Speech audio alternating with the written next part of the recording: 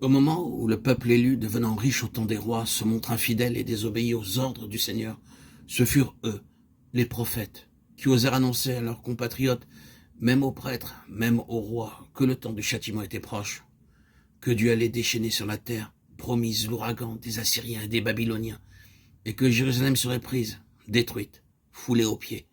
Vous le savez, ce fut exactement ce qui arriva.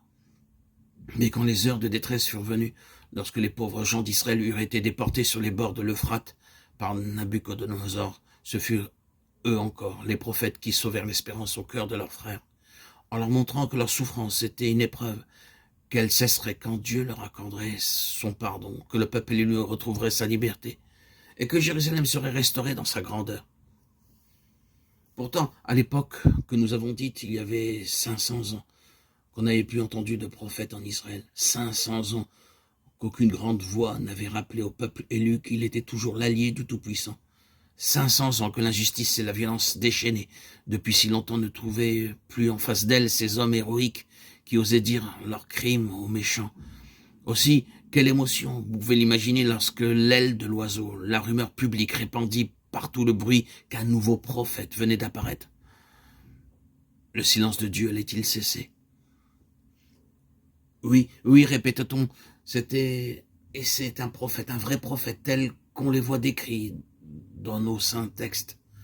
Qui sait, ne cesse point le prophète Élie, qui n'est pas mort et que Dieu, jadis, enlevé au ciel et gardé près de lui.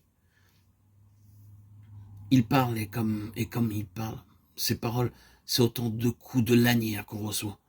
On a envie de demander pardon à Dieu, on se sent coupable. Et il se passe des choses étonnantes non loin de la mer morte, du côté de Bethabara. Et voilà pourquoi des fils d'hommes, de femmes, au long de toutes les routes de Palestine, se dirigeaient vers le gué du Jourdain, dans l'espoir d'y apprendre la vérité divine et de voir de leurs yeux le porte-parole du Tout-Puissant.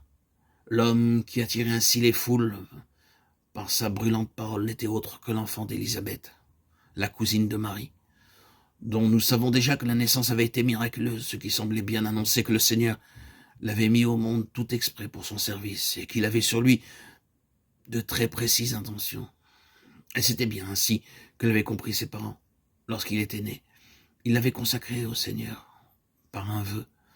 Il serait l'homme de Dieu, son serviteur, qui n'aurait pas d'autre tâche sur la terre que d'exécuter les volontés divines. Et selon l'usage israélite, en ces cas-là, il ne s'était jamais coupé les cheveux, il ne s'était jamais rasé, exactement comme dans la Bible, on voit faire à un autre, voué à Dieu, Samson.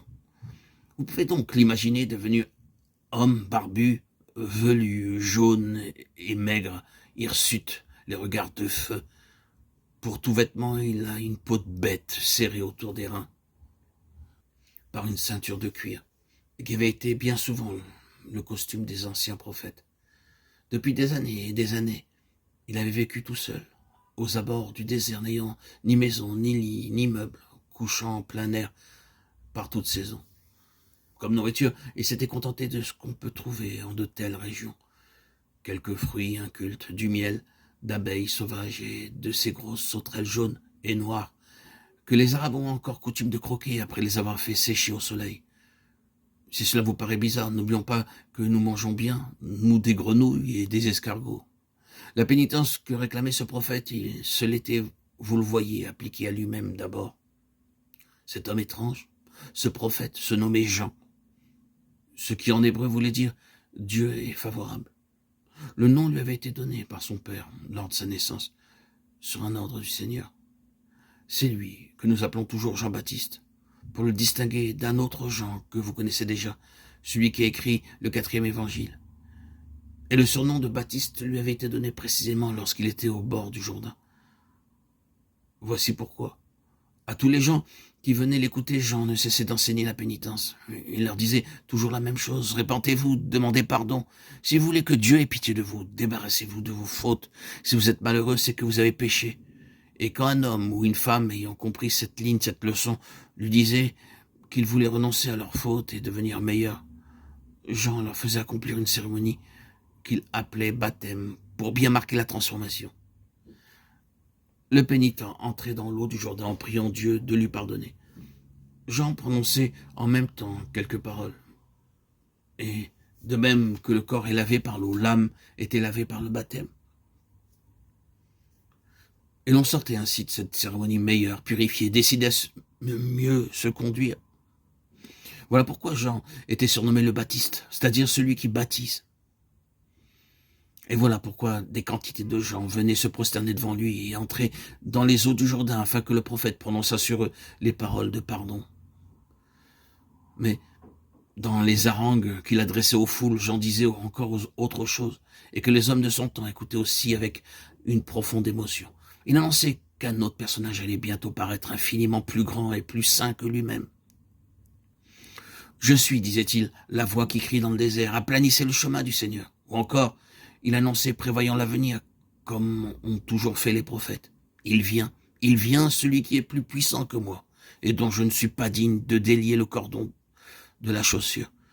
Et quand il viendra, il prendra un vent, il triera le bon grain et la paille. Il rangera avec soin le bon grain, mais la paille sera brûlée au feu éternel. Alors les assistants se disaient l'un à l'autre, de qui nous parle-t-il? Quel est ce nouveau messager? Ne serait-ce pas l'envoyé de Dieu que les prophètes ont annoncé il y a tant de siècles? Que va-t-il se passer lorsqu'il apparaîtra parmi nous? Il y avait en eux une immense inquiétude, une grande espérance et une appréhension.